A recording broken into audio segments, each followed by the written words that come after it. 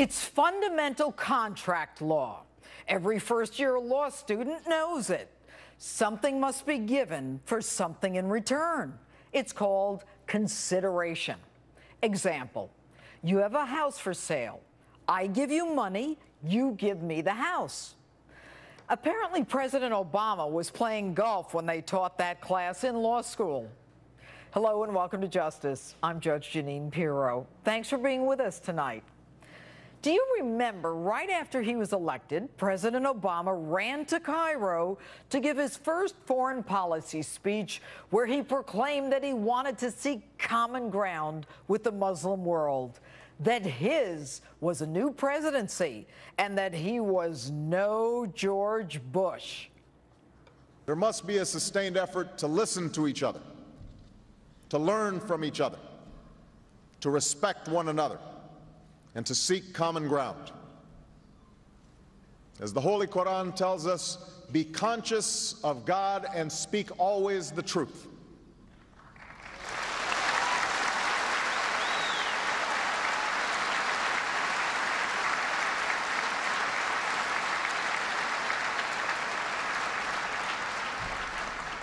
That is what I will try to do today.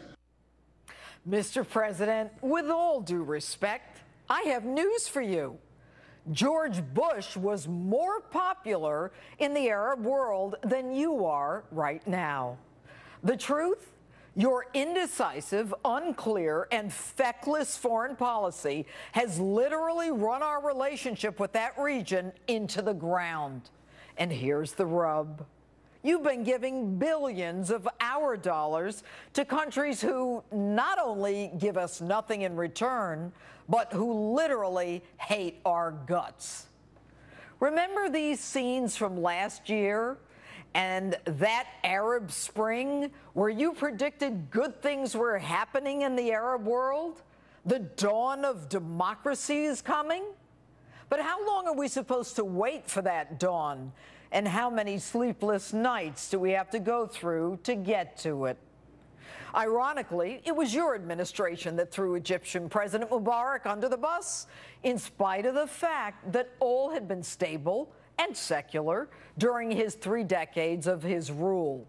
And then you praised the speedy so-called democratic election of President Morsi of the Muslim Brotherhood, who then proceeded to suspend the Constitution, institute Sharia law, and tolerate, if not approve, of the victimization of Christians.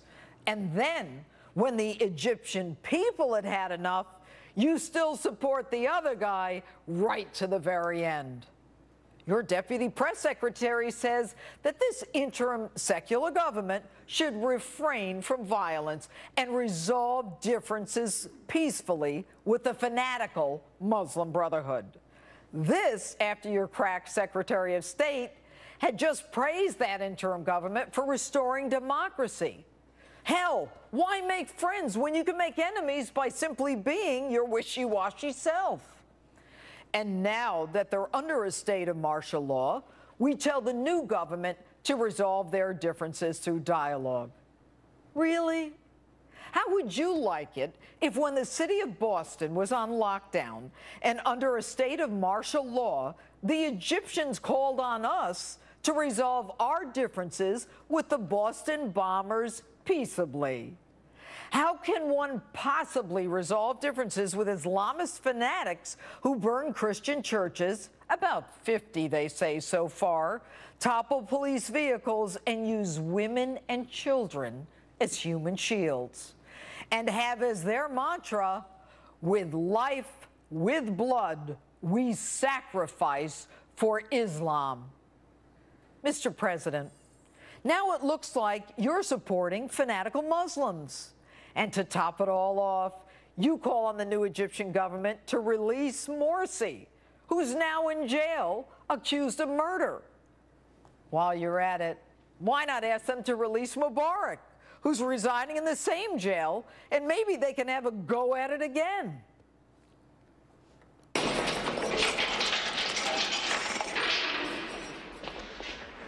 That's right, we bad, that's right.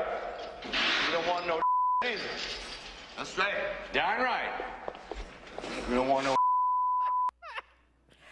Now, I don't want to take sides here, but it seems to me mistake number one was sacrificing Mubarak, our ally, the one who gave us access to the Suez and overflight capabilities in return for the billions we sent him. And by the way, why do we even feel the need to make the world safe for democracy? Who the hell put us in charge? Aren't enough Americans suffering, out of work, losing their homes, without having to lose their sons and daughters too? What are we even doing in Iraq and Afghanistan?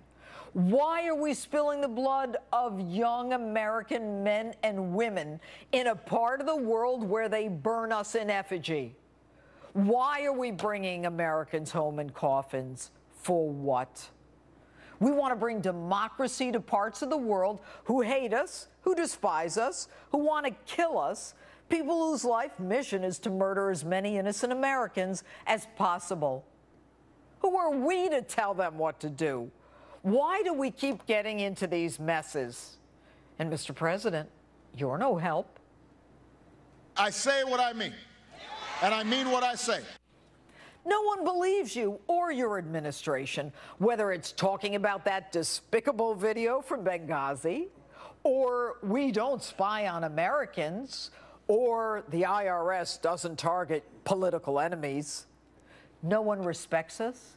No one fears us. You even get bitch slapped by Russian President Putin after begging him for 5 weeks to return NSA leaker Edward Snowden. What's that, you say? We don't understand? It's all about oil? That's a bunch of hogwash. I have an idea. How about we, the United States of America, develop our own energy source? America is fully capable of doing just that. You should have approved the Keystone Pipeline. You shouldn't waste our money on your political bunglers' harebrained solar energy nonsense, also known as Solyndra, to the tune of $500 million of our dollars. You should develop the technology that allows us to drill for oil and the fracking that we need to be energy sufficient. But I'm sure you're probably too busy honing your golf game and going to those highfalutin cocktail parties right now. Reports are that you're determined not to allow the chaos and complete constitutional crisis in the most populous country in the Middle East, our one-time ally, until you showed up to interfere with your vacation. But then again, that's no surprise. During the Benghazi attack, you went to bed. You never even asked how things were going there. And then you fire up Air Force One to fly to a Vegas fundraiser for yourself. And during the bin Laden raid, when you weren't being photographed in the Situation Room, you were in a different part of the White House, playing cards. And during the Libyan crisis and the Japan earthquake in 2011, you were filling out your NCAA March Madness bracket. And in 2010, you were golfing during the BP oil spill. Wow, you must be a scratch golfer by now. Maybe Tiger gave you a few tips when you last played with him. But it's your willingness to send our money to those who do nothing but hate us that has the whole world laughing at us. And it's not just in the Arab countries. Throughout the world, your international policies have created a catastrophic loss of respect. In Europe, in Russia, in China, in Japan, and Mexico, not to mention the Muslim countries. We may have lost their respect, and we may have lost their fear, but you don't have to add insult to injury by sending them our money, too. And back to law school and the law of contracts. Mr. President, I'm sure if you did miss those days in law school, there are a lot of places that would let you audit some contracts classes. You could even send in the NSA to take notes for you.